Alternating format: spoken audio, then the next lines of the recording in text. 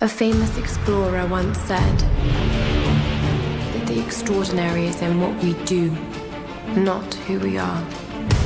I'd finally set out to make my mark, to find adventure. But instead, adventure found me. So I've recently played through Tomb Raider 2013, and I gotta say, I had a pretty good time with it.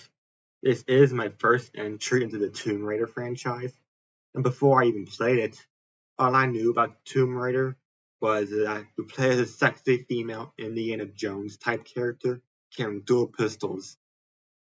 This is also a beautiful looking game in more ways than one, if you know what I mean. As you might guess, this game came out in 2013. At this time, you got games like GTA 5, Splinter Cell Blacklist, and Call of Duty Ghosts, which is a pretty solid lineup of games. Alright, enough rambling out the way. Let's get into the review. You play as Lara Croft, a member of an archaeological team being sent to an island off the coast of Japan. But the island is cursed, and you and your buddies get shipwrecked and are hunted down by these cultists called the Solari Brotherhood, led by this guy named Father Matthias.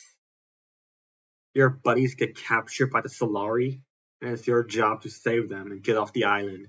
Later in the game, your lesbian love interest gets captured, and it turns out she is the reincarnation of Himiko, which is based on a real person, but I'm not going into detail about it. Anyway, you kill Father Matthias, half your crew's already dead, and you escape with the remaining survivors. Lara can only carry 4 weapons: a bow, a shotgun, a pistol, and a submachine gun, all of which can be upgraded to have different attachments and fire modes. Lara can dodge, climb ropes and certain walls. She'll crouch behind cover and do stealth kills. Throughout the game, you'll come across these campfire sites, and you can use them to upgrade your skills, weapons, and even fast travel.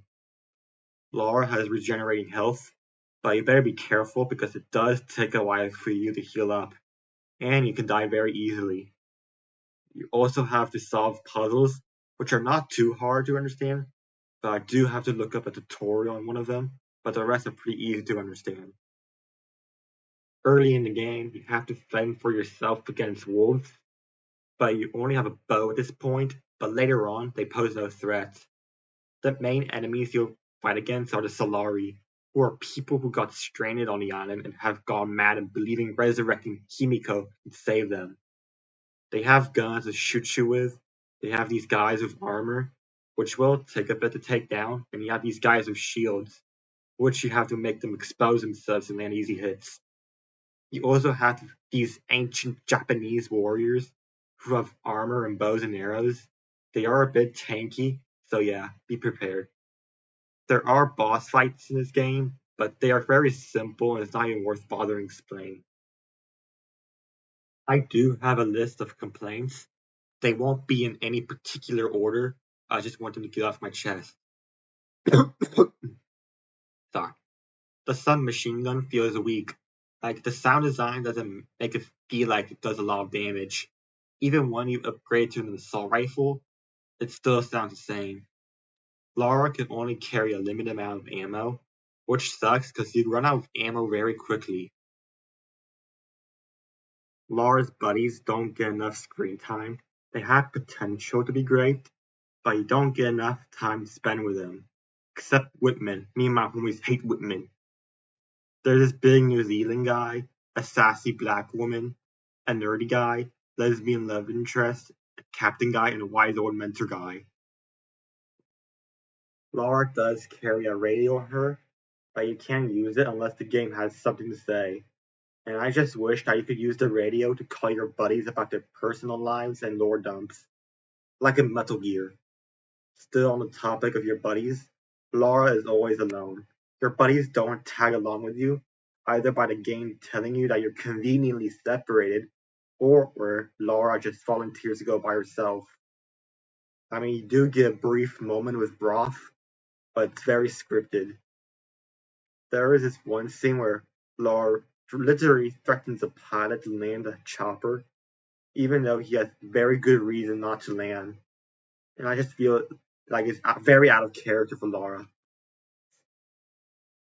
The game gives you stealth weapons, but 9 times out of 10, the game is scripted for you to be in a gunfight. And I really wanted more stealth sections because the game is really fun to do in stealth. Alright, the last thing I want to talk about is that there's this one scene where Father Mathias kills one of his goons, which pisses me off a bit because I just feel like it's a bit generic. Overall, this game is pretty good. The game is pretty long in length. It will only take you around like 10 to 12 hours to beat. There is multiplayer, but I didn't try it.